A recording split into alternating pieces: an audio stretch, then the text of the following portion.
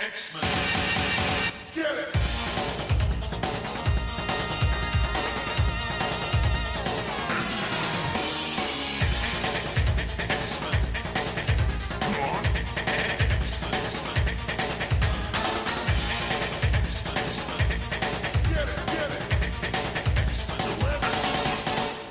Hey everyone, and welcome to another exciting episode of A Battle of the Atom. This is your weekly X-Men podcast where we rank every story from A to Z. 'Tis I, Adam the Artistic, son of Thomas the Terrible. And I'm Zach.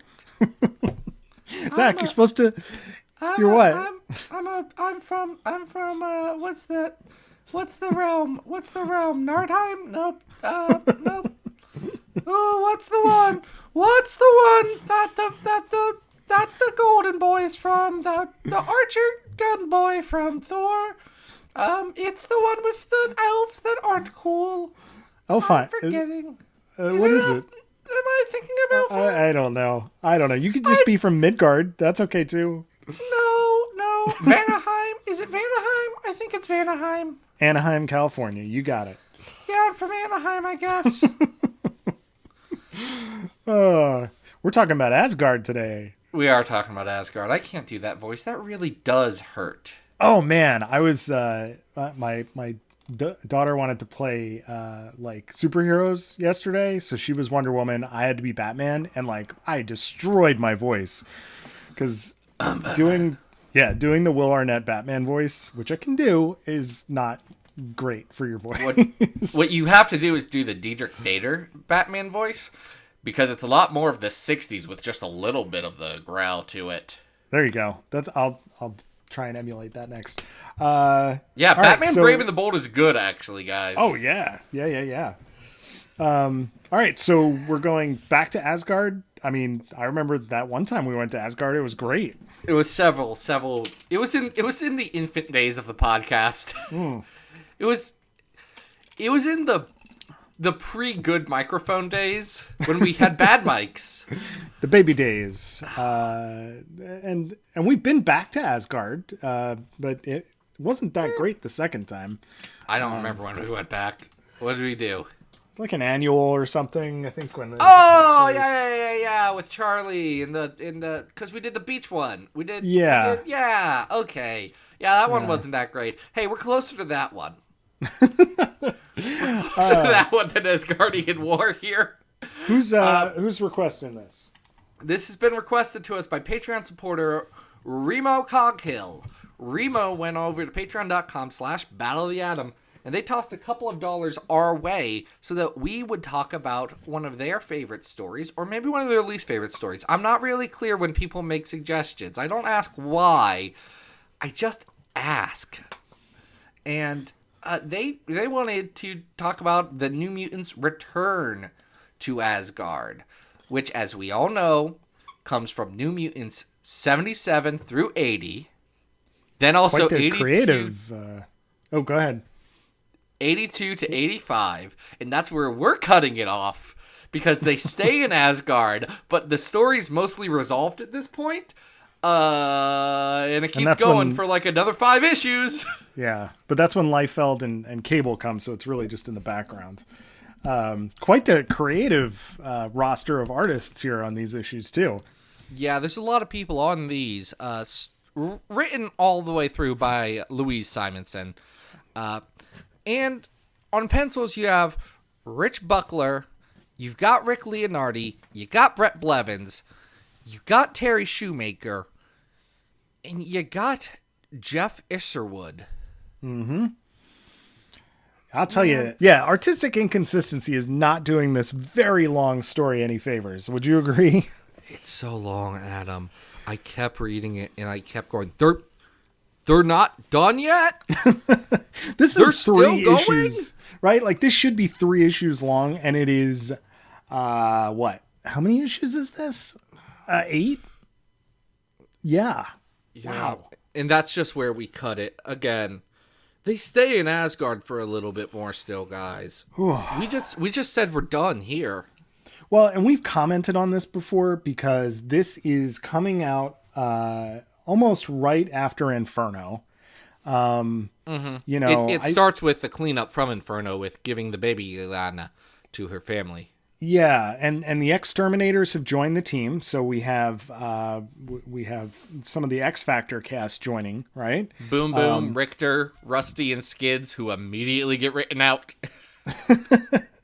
Rusty and Skids get 2 issues, and Wheezy's like, "Nah, this cast is too big. You guys are gone." Peace. Here's Freedom Force. You're getting arrested and appearing on random pages throughout the rest of the story, one page Rusty, at a time. We'll kill you in like 6 years, and no one will care. It's fine. Oh, poor Rusty. He deserved it, but go on. Yeah, I mean, and I know we mentioned this on a past episode when we covered Simonson's Judgment War, because that was another story that was coming out at the same time as this, and Plot points overlap on these. Also, very long story about a cast going to a foreign land and getting stuck there and getting involved in internal politics there. Like, I feel like at this point, and God bless Louise, I love her work, and there's some really fun stuff in here, which we're going to get to. Louise Simonson, Eisner Hall of Fame inductee, and everyone's favorite grandma, Louise Simonson, who we do love. I love Louise Simonson. I just love think Louise that Simonson. The title it's losing steam at this point. I think there's a reason that the editorial staff was looking for some fire, you know, and that's probably why Rob got involved. Listen, part of it seems like Claremont's whole story about the X-Men not really being a team anymore doesn't really work if all of the mutants are still on Earth. Part of it seems like it might be a little bit of that, and the other part of it is that, this just goes on for too long. And I know in publication it was coming out a little quicker because this is at the time when Marvel shifted some publication things, so like every issue had a double issue that month.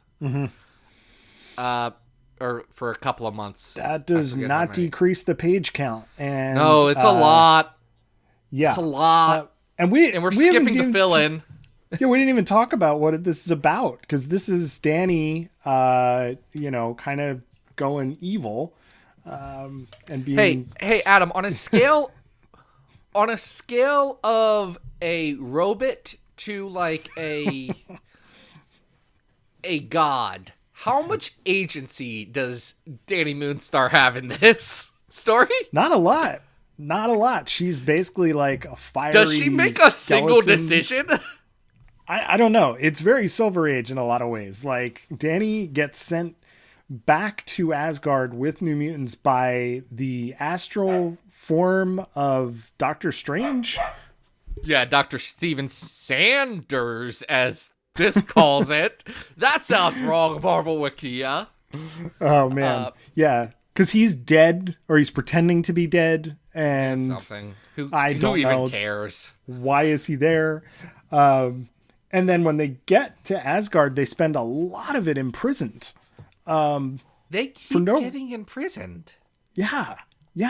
Like, I get it, but this is a D&D adventure where the party keeps getting railroaded into, no, you have to watch this really cool thing that I, the DM, have written for you, and you have to see all the world building that I've done. And isn't this so cool? Look at this magic sword that I have decided to, put into this quest, and that you guys are going to watch as all of my player characters sit around in chains and all of my NPCs do all the fun adventuring stuff. That is a very good description, because things seem to be happening around and to, as opposed to by, the New Mutants, right? Except the best character in this book, new character to this specific book, it's Tabitha Smith. It's Boom Boom, and she's great. Utterly delightful. She does not want to be here. Nope. She has no time for these shenanigans. Mm-mm. And she is going to blow up everything that bothers her. Well, that's what I love, excuse me, about this era, is that, like, if you were following her from X Factor, she was kind of an antagonist to Beast and Iceman. Then she gets dragged into Inferno, and now she's getting dragged to Asgard. She's just totally ticked off and is going to solve all of her problems by like yelling at people and trying to blow things up with her bombs. And especially illustrated by Brett Blevins. She's just a delight. She is the best part of this. So if you are a Boom Boom fan, you definitely should seek this out and read all of her scene work, because Simonson is doing such a great job like demonstrating why that character is so special. There's great stuff with Boom Boom. Her relationship with the whole team, and Richter specifically, who's kind of her last remaining friend. She's on this new team, and she gravitates towards Richter because he's the only person that she really knows there, and that's like relatable. It's also annoying to watch because the rest of this is bad and no one does anything. Like the New Mutants talk about, hey, remember that last time we were in Asgard and it was great? And then they don't do anything except for, I guess, get all of the armies of the 9 realms to go fight Hela. Which sounds like it should be more epic than it is, but it's not. Because it's not. Yeah. Like, but when it's very anticlimactic, and really the only callback, the major callback from the first series is obviously Danny being a Valkyrie, but then Sam's relationship with, is it Eitri? Who's the... Eitri. Yeah. Eitri, played by Peter Dinklage in the major motion picture Avengers. Yeah, which Eitri from Avengers, the movie everyone watched. That which Eitri, delightful. Here's the thing, and Eitri gets a bigger arc in this than Cannonball. Eitri gets a bigger arc than Sunspot. Hey, you know who gets a bigger arc than Rain? Her future husband. Oh, are you talking about Hrimhari, the Wolf Prince? Yeah, him too. Yeah, Hrimhari gets a lot of scene time here, and it's... I was thinking of T-Waz. Oh. You know, the firstborn of the Asir. Yeah, it really is very difficult to understand why the characters are being put through this elongated trial of just kind of like sitting around as things happen around him. I love Brett Blevins. I think that his work here is fantastic. If they could have compressed this story down to the same page count as the original Asgard Wars, and just had Blevins consistently do, let's say, maybe 3 or 4 issues and like really tighten this story up so it was a little bit more interesting, I probably would have really enjoyed it. Unfortunately, it's twice that long, and the other artists don't really, and it's not that they're bad artists. They're good. They just don't have a lot to do. No, they get nothing. Even like there's a big battle scene in the last issue of this. It's a big double page spread, but it's laid out like a Where's Waldo more than any sort of like epic action. It's busy. It's not exciting. Yes. I think that's a very good description for, also what I feel like we're treading water here a little bit. You know what I mean? Like we're waiting for whatever the next thing is going to be. And that doesn't happen till this story is over. It doesn't. But what is going to happen now that this story is over is that we're going to rank it on our big old list of all the X-Men stories of all time. Do you know how many stories we've ranked, Adam? Man, we're almost to 400. We're on the road to 400, all right. We're at 396. Wow. The number 1 story is the Dark Phoenix Saga. It's the darkest of all those Phoenix sagas. So dark. Number 100 is the Nasty Boys arc from X Factor. Number 200 is X-Men Origins Jean Grey number 1. Number 300 is X-Men Colossus Bloodline. That's the one where Colossus gets revealed to be related to Rasputin. That Rasputin? The one and only. The Mad Monk himself. And then 396 is the Draco, which is bad. Hey, where's Judgment War? Judgment War on this list? That's Judgment the one we need War to look is at. at 311 on our list. Better Don't or care worse for than it. Better or worse than Judgment War? What do you think? It's like on the exact same level. I'm gonna say worse because it is longer than Judgment War. It's Judgment longer than War Judgment War. Is 6 issues. Or is that right? 43, 44, 45, 46, 48, 49, 50. It's 7. It's 1 issue shorter. So maybe Judgment War gets the advantage because it's a little bit shorter. Here's where I'm stuck. Yeah. In general, I think Judgment War looks better, and at least Judgment War does something with the cast. I don't care about it, but it actually uses the cast. Yes. On the other hand, I like Boom Boom a lot. And that's a... Yeah, I do too, but I do agree. love Tabby. I think at least what happens with Ship is more consequential in Judgment War.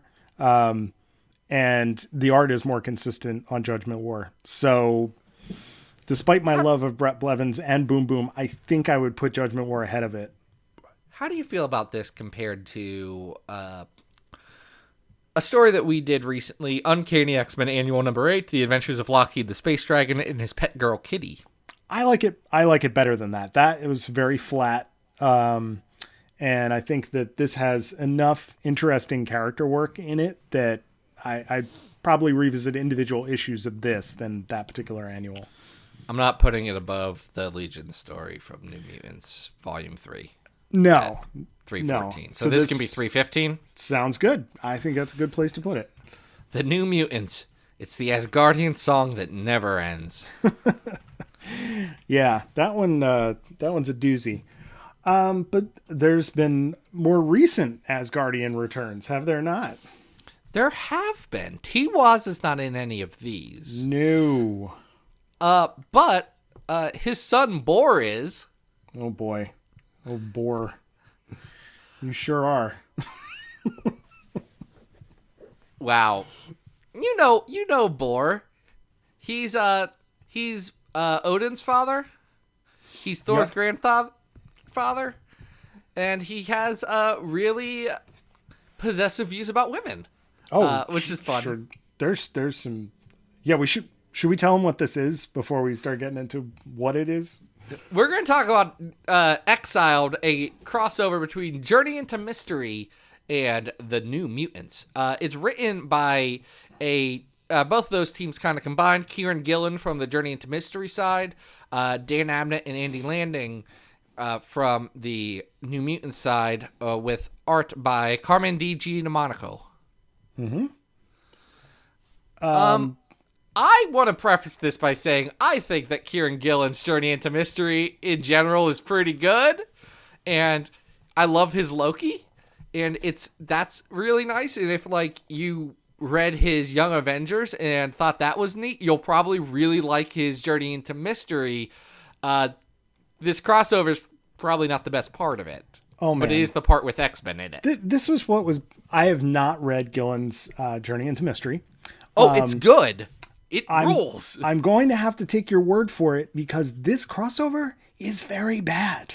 And I do not like the way it is written. I do not like what it looks like. And maybe we should talk a little bit about the basic premise of this, which revolves around both the... What are these ladies? The Disir? What are they? The Disir, who are the supposedly cannibalistic... slave wife soldiers of Bor, and they were Bor's Valkyries, right? And they were cursed because they had instead of shepherding people or fallen warriors into Valhalla, had began feeding on them, and Bor cursed them. Well, it turns out they weren't doing that. No, they weren't doing a cannibalism. Nope. Different kind of flesh. Yep, they were eating some different flesh, and Bor, being a very jealous god, did not like that. Even though there are, 11 of these women. That is correct. No reason that they should all have been faithful to him. That is weird. Yeah. Well, look, it is weird. It's weird in the ways that things from like mythology and folklore are weird, but we just accept them as like, yeah, that's a thing from it. Which I think is part of what Gillen plays with the structure of stories in challenging those things a lot, not just in Journey into Mystery, but in a lot of his other stuff, including the recent Once and Future, plays a lot with the same kind of concepts. Hey, so I'll give him credit. That little twist is probably the single thing that I was like, oh, that's kind of clever. Okay. Because these poor Desir have been not only sentenced to like a life of zombie existence, but now where they get traded between different hell lords. Yeah, they're like they're the slaves to Mephisto in this story as well. Yeah, Mephisto, you're talking about Magma's boyfriend, right? Yes, I believe they have gone on one date prior to this particular crossover. It's bad. Okay, hey guys. Hey, the DNA run of New Mutants is not great. But there's a guy, he lives across from the New Mutants in San Francisco. His name's Sigurd. He's the first warrior. Also very has good. some real misogynistic views on women and using them. He's not great. He's bad. He is bad in this. He's very afraid that the Desir are going to get him. And anyway, he does a curse that turns all of the Asgardians who have shown up, like Thor in the Warriors 3 and Loki, and, Hela, turns them into just regular humans without any memory of being Asgardians. Yep. There's an Adventures in Babysitting joke about Thor being a mechanic, which for those of you who are Vincent D'Onofrio fans will love. Good, because I did not understand that joke. Oh, you've never seen the original Elizabeth Shue Adventures in Babysitting? I'll do this very quickly. There's a young girl in character in the film who's obsessed with Thor. When they end up lost in New York, they end up meeting a mechanic who is played by Vincent D'Onofrio and is dressed exactly like how Thor is dressed here, and basically indicates to the kid that he is indeed Thor. So that's that joke. Go back and watch that movie. I won't. Maybe it hasn't aged well. I haven't seen it since I was like a teenager. It doesn't sound great. Loki's a child now. He's a kid named Luke who likes to play D&D. Was it just me or was? Yeah, go ahead. No, I want you to say your thing first because I have. I was gonna say. Do you agree that perhaps the curse in its introduction is done poorly, in that when we get to meet all of these characters, there's no real indication of like. I just don't know, like, that it was a curse. It doesn't seem to be transitioned very well. So you get introduced to these characters and so I think it was easier for me because I had read this before, so I knew what was going to happen. So okay. I knew to look out for, hey, that's probably Fandral the Dashing. Well, I mean, when he shows up next to Thor in the garage, you're like, oh, okay, that's Warriors 3 guy. I get it now, yes. What's his name is the baker, Hela's the deformed mom. Talk about Volstagg? Yeah. Like, you can recognize these characters, but like why they've been made into this alternate universe is unclear to me still. Is there really a purpose to this? It's so Sigurd can get away from the Desir who he did definitely seduce into being cursed for all of eternity. There's stuff I like in this. I like Loki in this. I like Little Kid Loki. I like that Little Kid Loki is told that, oh, you're actually Loki by the New Mutants, and he plays along with it. They're like, I'm not really Loki. I thought we were all playing pretend. Why did you think this curse I was going to do was going to work? I'm just a kid named Luke who likes D&D. Let's roll for initiative, baby. I like that. The rest of this, not great. Leah's not in this a lot, and Leah is the best character from this run, who's not Loki. So that's sad. The New Mutants don't do anything. Also in 5 issues, right? Oh, they're incredibly boring. I don't know what the heck is going on with Warlock. Like, he's wearing a hoodie. Oh, Warlock gets a puppy. Warlock does get a puppy. He does get a puppy, but what is going on with his design here? It is very strange. He's hiding. Cypher can San read. Francisco. Cypher can read the language of reality. That's not a thing, Cypher. Shut up. Hey, this is the part where Cypher had come back to life and no one knew what to do with him. So they made him read body language, which meant he was obviously good at karate. Oh my god. And able to read all languages, so he was good at all things. And everything is a type of language when you really think about it, isn't it, Adam? I guess. Cypher's not great here. Who else is on this team? We've got Danny, we've got Sunspot, we have Magma, as we mentioned before, and... could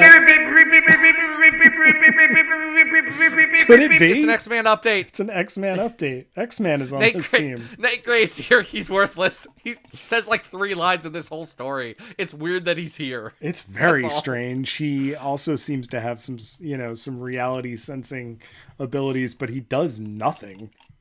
He had recently been severely depowered because the Sugar Man attached him to a machine for several years. Gotta love that Sugar Man doing the work. I do love the Sugar Man. Do love the Sugar Man.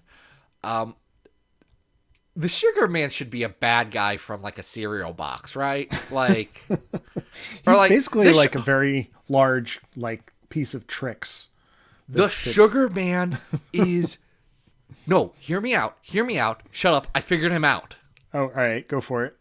Sugar Man is the personification of plaque in like a children's PSA about brushing your teeth. He's 100% that. He's like, gotta get that sugar off. Oh my god, it's gonna rot your great. gums. That's great. I could totally see that. They hand them out in elementary schools in the 80s. That'd have been great. We're solving the Sugar Man, folks. It's been so many years. I think my distaste with this story is that, large parts of it are just about like conquering. And hey, it's a good thing that these misogynistic characters are getting conquered, but we also have to spend time with them. And we're not really spending time with any of the actual heroes because none of them remember who they are for the most part. And the ones who do don't get to do much. We're walking around with Kid Loki, who's pretending he's Loki because he likes to pretend. And this could have been like 3 issues, and it's what, like 7? It's like 5. It's 5. It feels too long. Like, it does not feel entertaining at all. I can understand that. I think it ends on a high note, which I like. The Seer, just they get their curse removed from them, which is good. Boar admits that maybe he was a dirtbag by cursing them, and then they go get Sigurd and they say, "Hey Sigurd, you screw up. We'll cut off those family jewels," and that's refreshing to see at the end. Sure. I just, like, I don't want to spend any more time with Sigurd than I have to. He's not, like, the kind Sigurd of villain... ever shows up. I don't know. It's just not interesting to me. And I know he was in Civil War too. Okay. I'm sorry, I just did not expect him to be in Civil War 2. Oh, yeah, he's a big part of Loki, exciting. Agent of Asgard. Oh, yeah. Hey, Loki, Agent of Asgard was good, though. That's Al Ewing. That also slaps. I was not feeling the art. I was not feeling the writing, and I think we should rank this.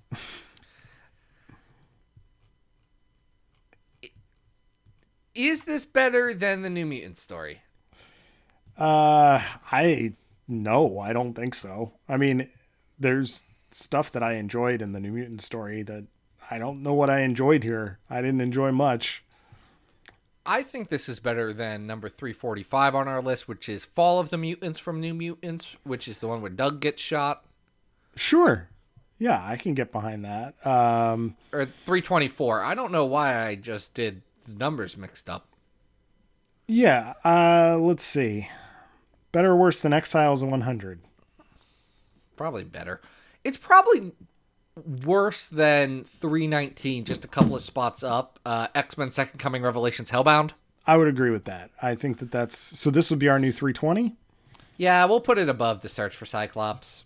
Great. Search for Cyclops is also bad in different ways. Man, we should talk about good stories soon, Adam. Can we do a good one? Well, we've got a good one to finish off with here. Yeah. So we're staying in Asgard. In fact, we're going to stay a little bit more Asgard than you might expect, but we want to do it because it's our podcast, and you can't stop us. I mean, this is a very reasonable X-Men crossover, so it's not like... And honestly, they have a pause button. They could stop us at any time. No one's going to want to stop us, because this is The Mighty Thor by Jason Aaron and Russell Dauterman, and you're going, wait a minute, that's a Thor book. What are you talking about? But this is that great story where the Shi'ar go up against Asgard. Are you talking about the Asgard Shi'ar War? Yes, I am. It is Thor versus the Shi'ar gods. When you say the Shi'ar gods, are you talking about Shara and Kathiri? I sure am. They are super bright. They are like very bright. Neon lights. Yeah, let's start with saying that Russell Dauterman's incredibly good at art, and Matthew Wilson is a phenomenal colorist every time he's paired with him. I like Matthew Wilson in general, but his art really shines when it's on top of Dauterman's inks. It's unbelievable how good the artwork is in this series, and I just realized I have two Russell Dauterman posters right next to each other, and I did not remember it. Adam, see, they're right there. They're right there. Yeah. It's Russell Dauterman. Yeah. That one's Matt Wilson, too. I cannot fathom how Dauterman does what it is that he does in any of his work. It is just so graceful. It is so detail-oriented. The lines are incredibly tight.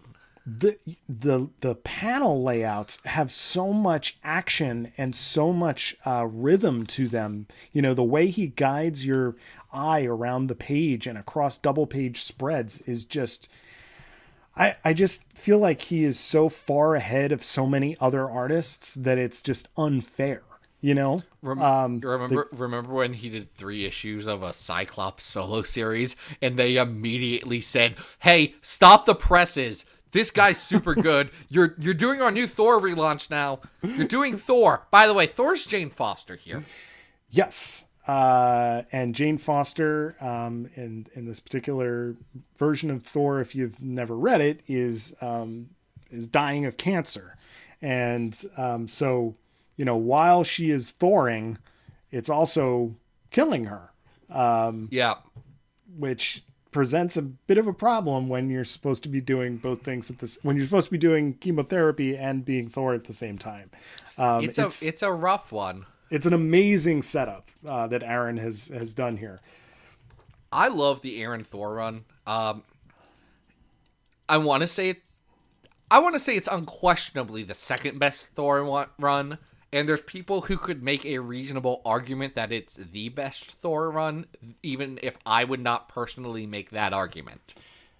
I think you could make a definitive argument of Dauterman versus Simonson, but we're comparing apples and oranges in terms of style and a classic story versus a new classic.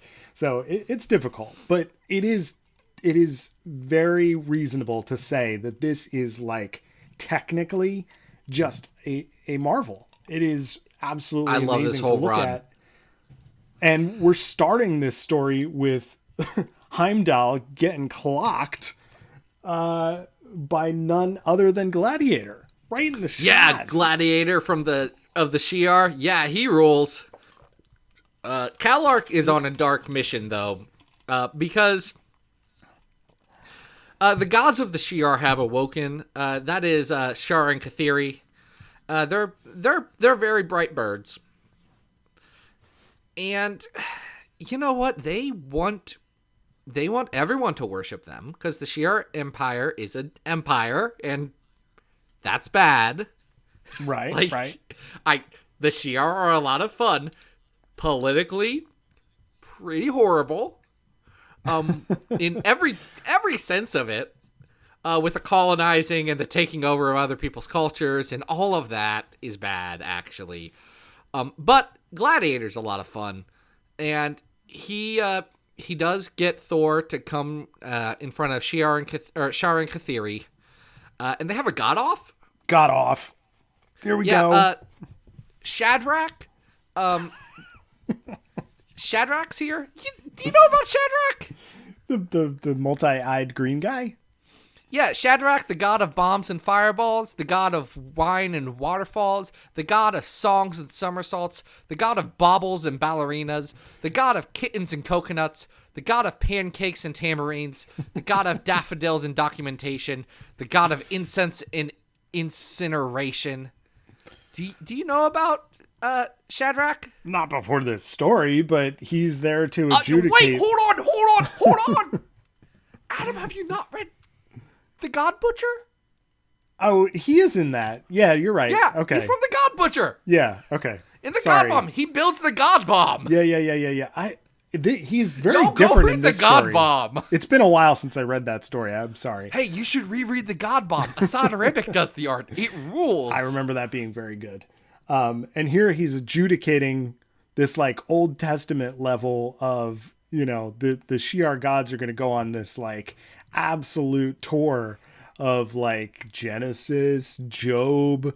We're going to throw some plagues out there. And Thor is just mystified by why she needs to save the Shi'ar people from their own gods who are making their people suffer. Yes. Aaron, we've talked about this on the show. Aaron did not love Sunday school. Oh, no. Jason Aaron, in his entire body of work, has a lot of feelings about what God as a concept, or gods as a concept, should be. And he lets a lot of it out on the page here, because he really does not like an idea of gods sending plagues and just torment, and doing it specifically in this story for their own amusement and to prove a point to a different god, which is something that comes up a reasonable amount in like Exodus, or let's say Judges. Sure. It happens more than once in Bible. So I understand where he's coming from here. I would also challenge that his assessments of, hey, wait, maybe a good God should just like be like good and nice to literally everyone. That's not as radical of a statement as I think he thinks it is, because he makes this multiple times in his Thor run of, what if God was just great? That would be a good God to worship. And yeah, dude, we agree. And I feel like Aaron tends to take a very large hammer and hit that one point. Like, no one is listening or agreeing with him when no one is disagreeing that point. Which is odd to me personally. Look, hey, we're going to get another one of those reviews, aren't we? Probably. But it does make sense with this particular story. I mean, as I'm reading it, and the way that Aaron plays some of these little vignettes for jokes in the competition, it really does have that, like, I'm a high school college guy who just decided that I am rejecting Christianity. I'm going to get into atheism, and I got to tell the world, baby. He's going through his new atheism stage. Yes. And folks, I know about this because I feel like I was that guy, you know, like I was in high school going like, God is dead to whoever would listen. And, you know, like there's no subtlety here. However, here's what I'm going to say. I'm going to defend this. It's pretty funny. It's got some good gags. He does a very good job with the gags here. And more importantly, I think, than us dwelling on that particular aspect of the story, this is also a really great Wolverine and the X-Men reunion. Because it is that. That part's also very good. Yeah, we get Kid Gladiator. I feel like we get Kid Gladiator's here. Yeah. Warbird's here. Most importantly, who do we have? Quentin Quire. Quire is here. That's right. Because so after Shi'ar and Kathiri find out that they have lost the god off, because not that Thor won any of the real contests. No. But very Harry Potter like, Thor did win the secret contest that gets all the points at the end of being a nice person that people like and inspiring other gods to fight for her. Shadrach says this is the first time that this happens ever, and I'm gonna go ahead and call shenanigans on that one, because there was literally a Marvel comic called The God Squad, where the gods all teamed up to help out each other. So it doesn't matter. Shadrach, I'm just saying, if this is the point that Aaron's trying to make, come on, you gotta play in the sandbox here. He's very clearly not happy with these Shi'ar gods. They are very jerky. The ones he made up. You know, the gods he made up. Yes. So I do love that the resolution of this story does involve tracking down Quentin, who is just chilling on Krakoa in the middle of the ocean. We gotta make two very tight clarifications here. One. This is Krakoa, the Krakoa that was the X-Men's lawn, not the good sex island they all live on. Different at Krakoa. We don't know that, is the thing. We know that it's not Krakoa the nation state at this point. We do not know. Could they be the same Krakoa? Yes. I don't think we've heard. There's so many otherwise. Krakoa's questions that we need to address. Yeah. This is the silly Krakoa. He's silly. Yes, let's say that.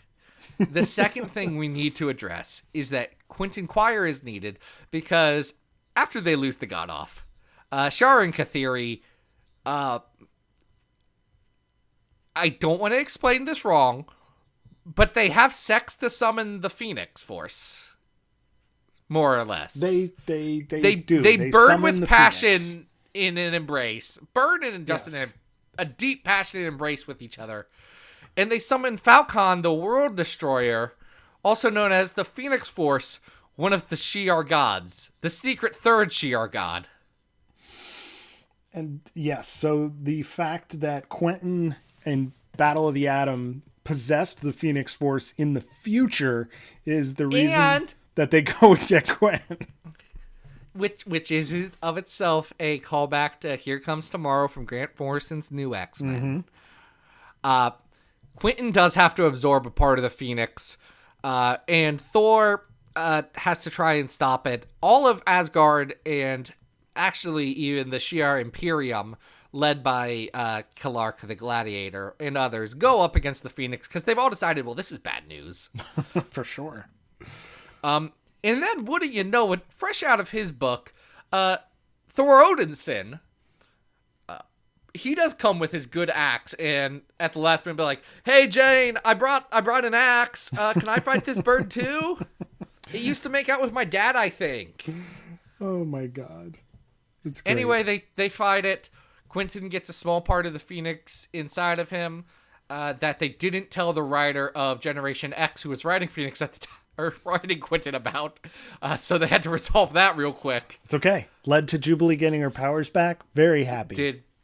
Jubilee did not have to enter the Crucible, so that's right. nice. That's right. And this is how that little little trick got accomplished, which is great. It is great. I like the fight. It seeds a lot of stuff for later in the run. It unleashes the World Destroyer, or the God Killer. Yes. Mangog, Mangog. the end of all things. Mm-hmm. In a ending that Valerio Schiti does the art on the last few pages of this, which is probably the best. The death of Thor is probably the best arc of the Dodderman. Probably the best Dodderman arc. So that's cool to see that set up. Yep. It's a very good arc. I enjoyed this story quite a bit. It is funny. I think that you're absolutely right that he's kind of like hammering the atheism angle a little bit hard, but I'm nitpicking because Jason Aaron does it in everything. Yes. If he only did it here. But he has more than one creator-owned book that's only about this topic. It's like, yeah, man, it's definitely expand your horizons. Where his mind's at. He's Absolutely. still doing it is the thing. It's 3 years later and he's still doing it. And this was old when he was doing it in this one. So it's like, come on, please write about something else. Or at least write about it a bit deeper and with more nuance. So that you can make different points that people don't all agree with. I generally really like this story. I do own all of the Aaron Thor except for King Thor because it wasn't out in trades when I did my last big purchase of stuff. So the last arc is the only thing that I don't have of Aaron's Thor because I think it rules. I love it so much. And this is one of my favorite arcs within Aaron's Thor run. So we should rank this. Because I feel like I have to defend my opinion of, I do really like it, even if there's some things I don't love. No, I think it's really good. I think it's comparable to another sort of wild card story that we've included on the show in the past, and that would be Chip Zdarsky's Howard the Duck 8-11. This is better than Howard the Duck. I think it is too. But it's also more of an X-Men story than Howard the Duck is. But that's a good starting point, and that would put it, we have not had a story in the top 100 in a while. So not in a spell. How high is this going to go? I think it's better than number 76, X-Men Alpha Flight, which is another Asgardian story. I would agree. I mean, I love that story, but I cannot undersell how great Dodderman's art is. How would you put it? I don't know if I could go above the Jungle Adventure at 70. What do you think about that? I think the Jungle Adventure is better. At 72 is Ultimate X-Men World Tour, and I am willing to say that this is better than Ultimate X-Men World Tour. You're breaking my heart with 71 is the thing. You're absolutely destroying me with 71, which is Age of X-Men Next Gen. Yep. A story with Glob Herman, who's right here, and Maggot, who's right here, and they do a fight in the Age of X-Man, who's on a blanket that I feel like got memed into existence. So I've got some weirdly complicated feelings about that story, even though I can probably say that this is better than that. It is. Hurts me to do so. It is. It's better. It's better. No, nothing against Marcus Toe or Ed Brisson. They're in the top 100. Yep. Yeah, fine. Come on. 71. It is. I just want good things for Glob. Look, Glob can still be good, and this can still be better than that story, and it is. I just want good things for my big pink boy. So this is our new 71. Congratulations. This is our new 71. Hey, that was a fun one. We haven't done a fun ranking one in a while, I don't think. Well, yeah. Next time we should just do a fun one. Well, who do we have to thank for all this fun? Again, our Patreon supporter this week was Remo Coghill. Remo went over to patreon.com/Battle of the Atom and did throw some money our way to help us out with the administrative costs that go into running this podcasting endeavor, this whole thing that we've got going on. If you want to be like Remo, you can do the same thing at that URL, or you can go at a different level and get some really special treats. Like at the $5 a month level, you get early access to the show whenever I'm done editing it, because I'm only putting it up once. So the moment I upload it to our actual server to schedule is the time that I'm going to put it up on Patreon for y'all too. That's exciting. You get to, at certain levels, vote on other stories that we might cover, like Asgard Shi'ar War. That was someone saying, hey, y'all should talk about this. And I said, yup, stealing it. That person was correct. In the bag. That was right. They were they won our prize, and the prize was us talking about it. There's other stuff too. It's great. It's a good place to go. If you like that whole vibe, it's a good Patreon. I like to think so. Mm-hmm. Also, unrelated to that Patreon, you can get all the latest and greatest about Battle of the Atom or the X-Men in general at XavierFiles.com. We've got a lot of news. We've got a lot of reviews. We got stuff there. Also on Twitter at XavierFiles. Hey, Adam, what's up? Guys, Adam, what's up? You can always follow me on Twitter at Arthur Stacy. And we've got next week a Havoc-centric episode, it looks like. Yeah, we are going to let sip the Dogs of War next episode. And it's going to be fun. But yeah, until then, this has been Battle of the Atom. We hope you survived the experience. Get it!